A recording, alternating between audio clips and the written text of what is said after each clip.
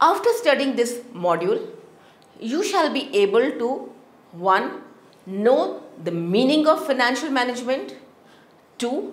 Identify the scope of financial management.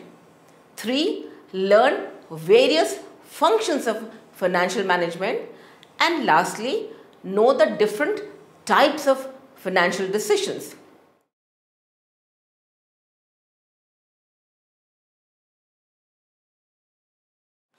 Financial management was a branch of economics till 1890.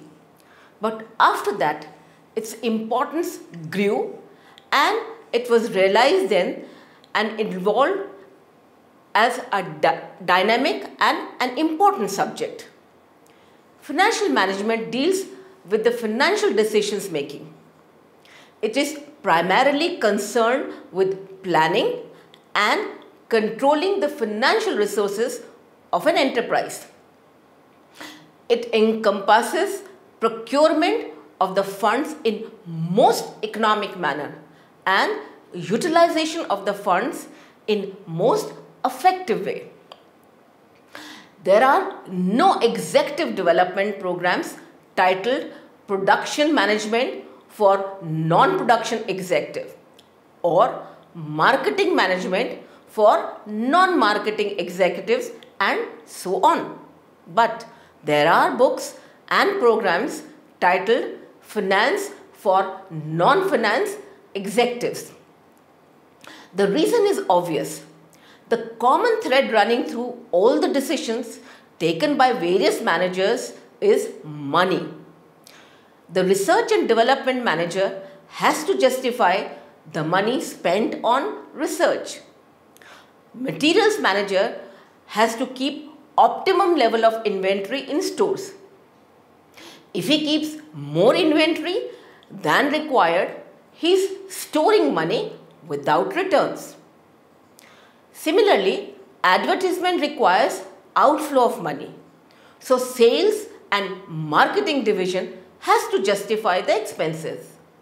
So, almost all activities in the organization have financial implications.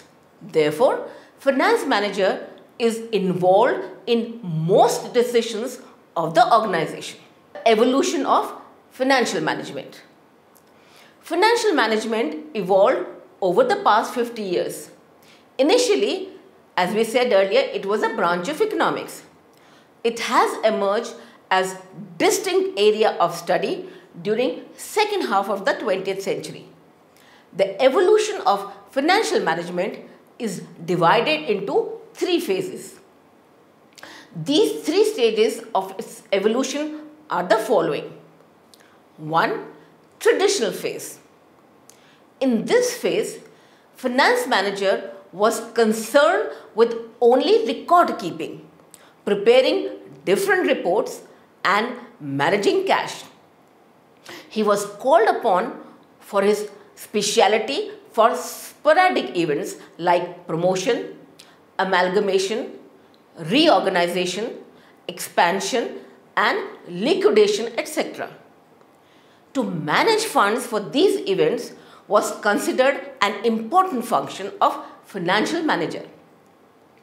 The trend continued up to 1950s. This approach had its own limitations. 1. It was primarily concerned with procuring of funds only. Therefore, it was a one-sided approach.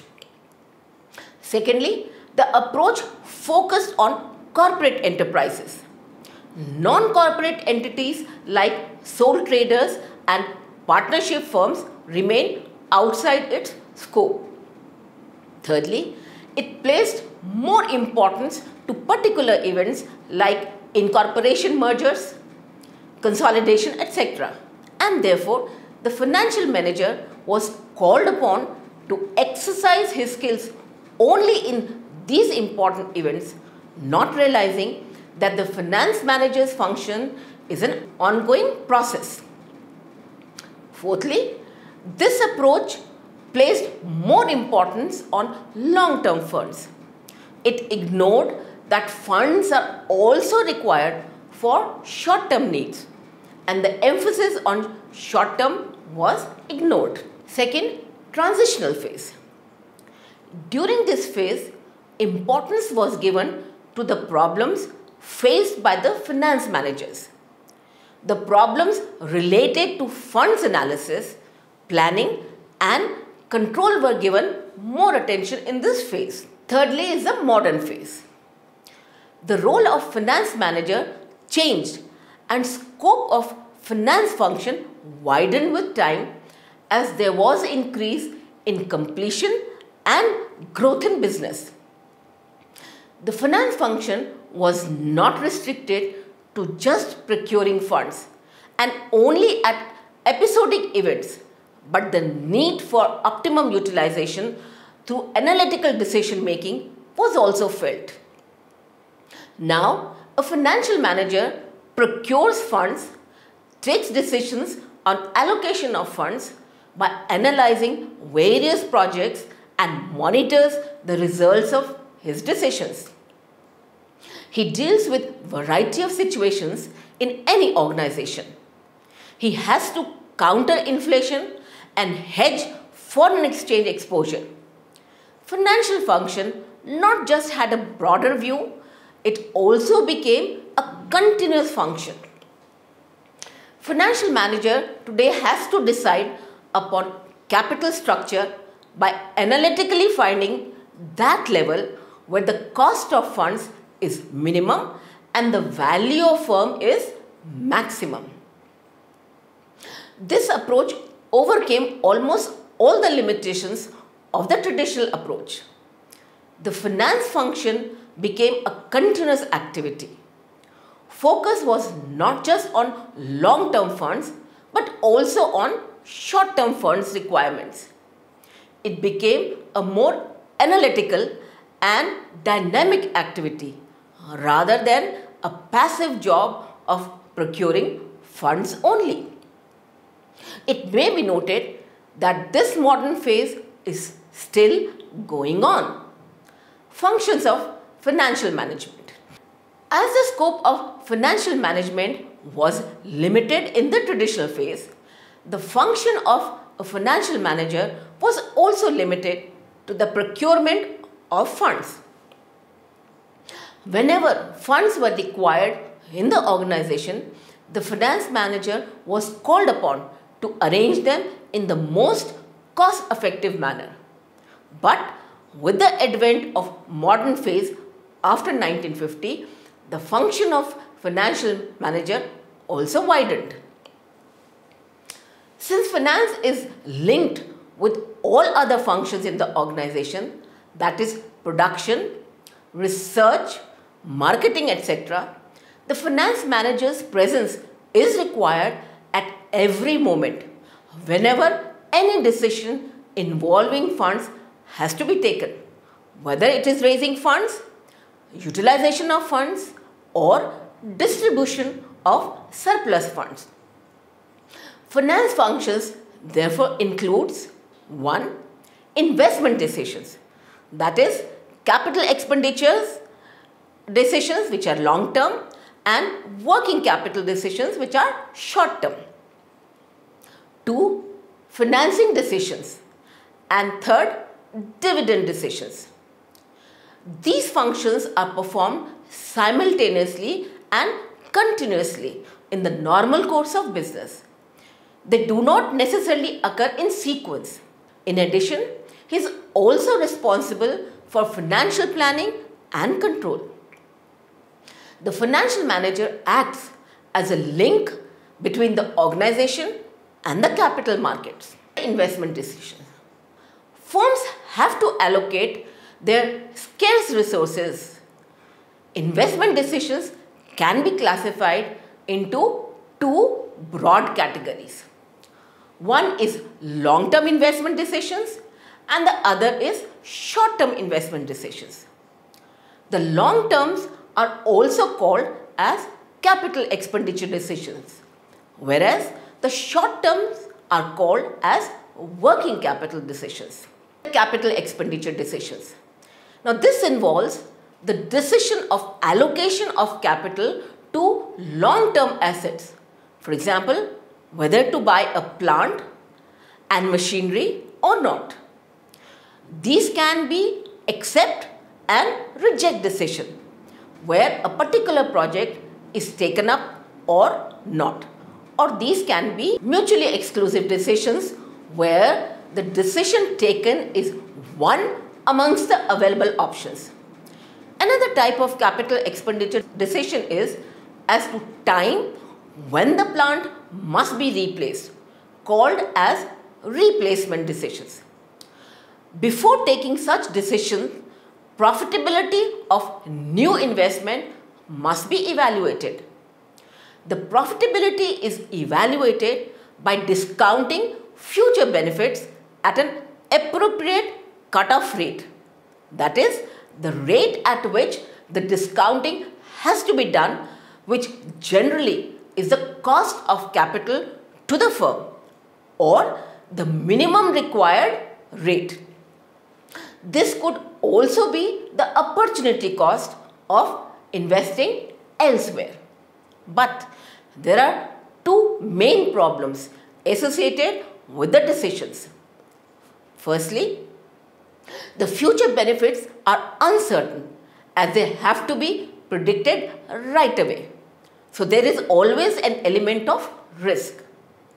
Secondly, the cutoff rate cannot be exactly determined. Working capital decisions, that is the short term. Just like investment in long-term assets, investment in current assets also has to be evaluated. It is important that current assets are managed effectively for protecting the firm against the danger of illiquidity and insolvency. While managing current assets, there is trade-off between profitability and liquidity. If you invest excess money in current assets, the assets may remain idle and profitability is foregone. In case the funds are not invested in current assets but invested elsewhere to generate profits, there is a fear of disruption of normal operation of a firm. In working capital management, each and every component of the working capital has to be managed. This means management of cash, management of receivables and management of inventories on the current asset side and management of payables on the current liability side. Financing decisions. A finance manager has to arrange funds for the organization. For this, he has to see that these funds are arranged in best manner. This means that the source should not be very costly, as well as there should not be much risk in funding through that source. After considering each individual source, the composition of all the resources in the total capital should be a balance of risk and cost. Therefore, the decision deals with the financing pattern of the firm as well as the sources of funds which have to be used. It decides when, where and how to acquire funds to meet the investment needs.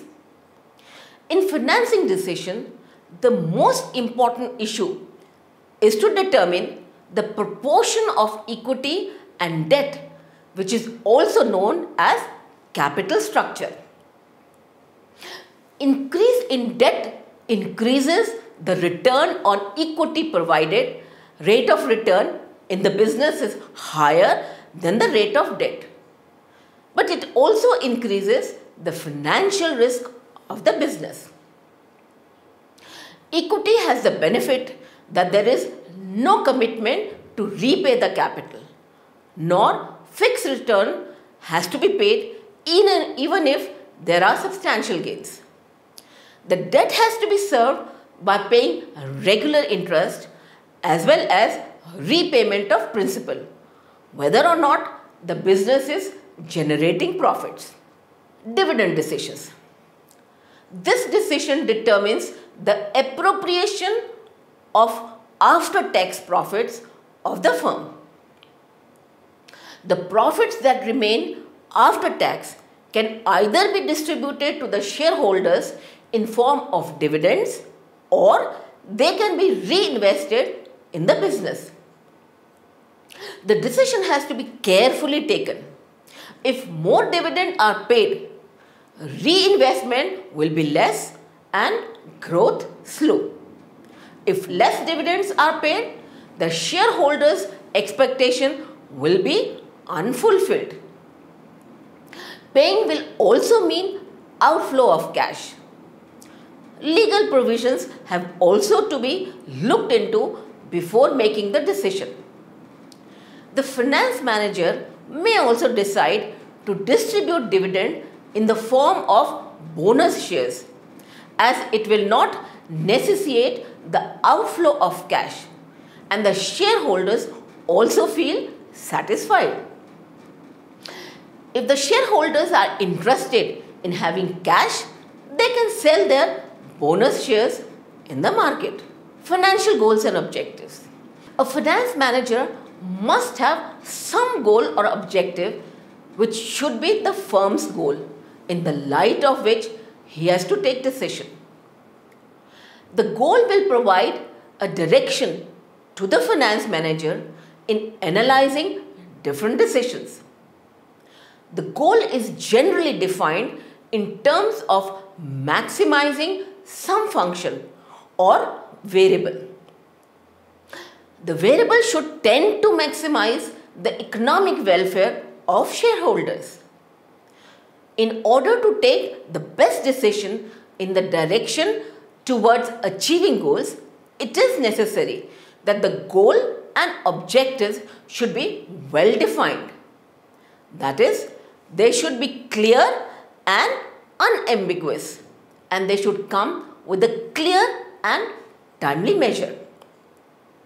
This will help in performance measurement of the finance manager, and his decisions can be evaluated in the light of these available benchmarks. There are two approaches in this regard. The first is the profit maximization approach, and the second approach is the wealth maximization approach. Profit maximization approach. As per this approach, a finance manager should undertake all those activities which increase profit and avoid those activities which reduce profits. This will result in optimum utilization of scarce resources. It will not just benefit the firm but entire society. The approach is not without limitations. Following are some of the limitations of profit maximization approach. There are many parties involved in the firm. There are employees, creditors, management, and shareholders. Sometimes they have conflicting interest. For example, if higher wages are paid to the employees, the profit of the organization declines. So the manager has to do his best to reconcile the interest of different parties. The second limitation is that it is a vague term. What does profit maximization precisely mean is unclear. Profits can be short term or long term. They can be profits before tax or profits after tax. Does it mean total profits or operating profits? Similarly, it ignores time value of money. It does not consider that profits are coming after some time and in later years. These are considered as good as profits today. So this approach ignores time value of money. There is risk. Decisions are taken thinking they will yield maximum profits in future. But future is uncertain. So there is risk. This approach does not provide any methodology to discount risk. Wealth maximization. The objective of wealth maximization of shareholder is an appropriate criteria to make financial decision. The approach maximizes the net present value, that is wealth. A decision that has positive NPV creates wealth and is undertaken, whereas a decision that generates negative NPV is rejected.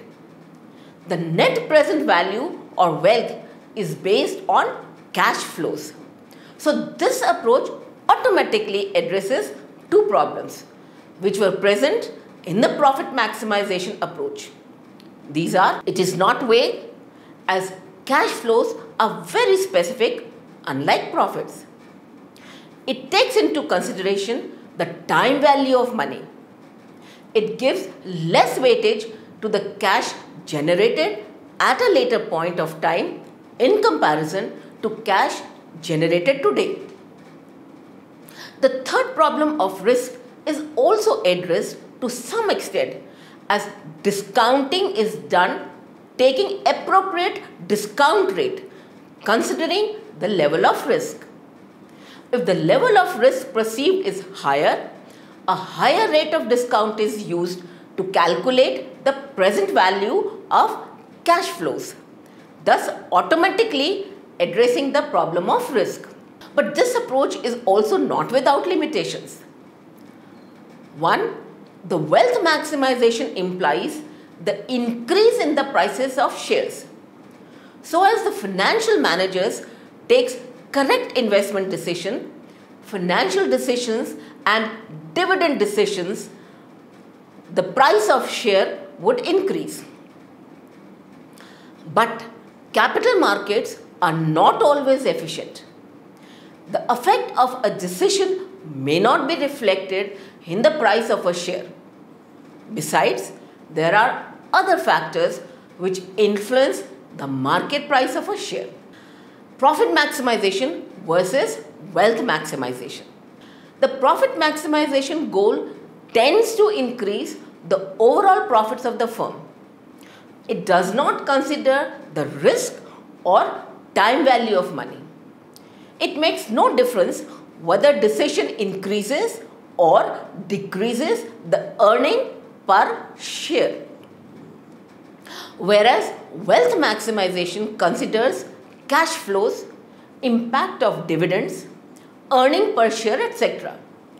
It considers the time value of money and uses higher discount for more risk. Since the company or firm is owned by shareholders, the finance manager has to strive to increase the wealth of the shareholders. Therefore, the maximization of shareholders' wealth as reflected in the market price of a share is the basic goal of financial management. The profit maximization can be considered as a part of the wealth maximization objective, but it should never become more important than wealth maximization function. Let us take an example. Suppose there are two products X and Y, and their projected earning over the next 6 years are shown below in the table. In the first row, 1, 2, 3, 4, 5, 6 years. In the second, product X, and in the third, product Y. We can see in the 6 years, the product X earnings are 80,000 per year and the total are 4,80,000. Whereas for product Y, it is 85,000 and the total is 5,10,000.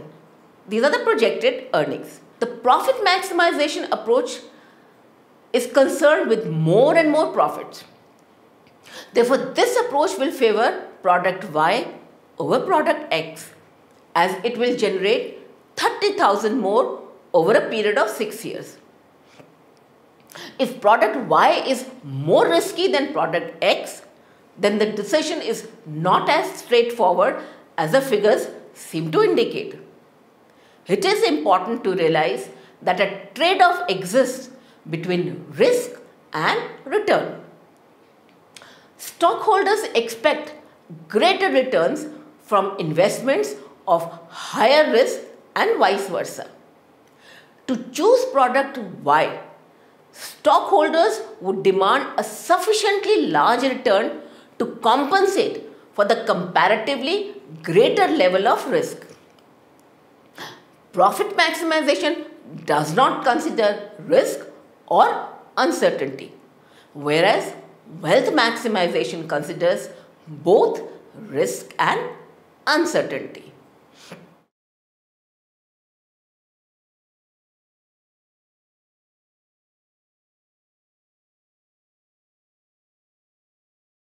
Let us summarize.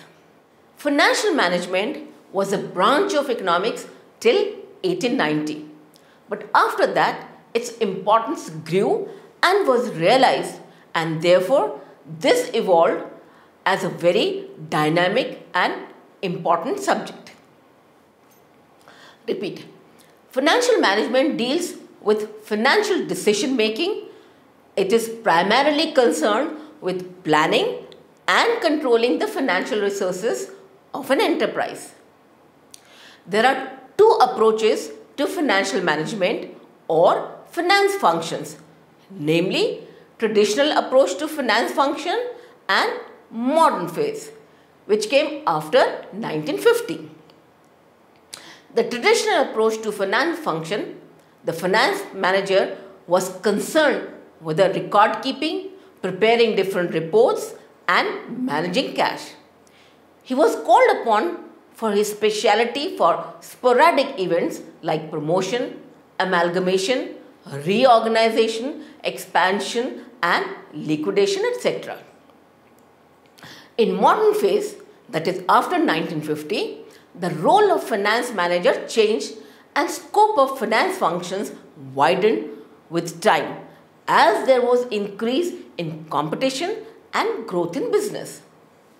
The finance function was not restricted to just procuring funds only at episodic events, but to ensure optimum utilization of funds through analytical decision making.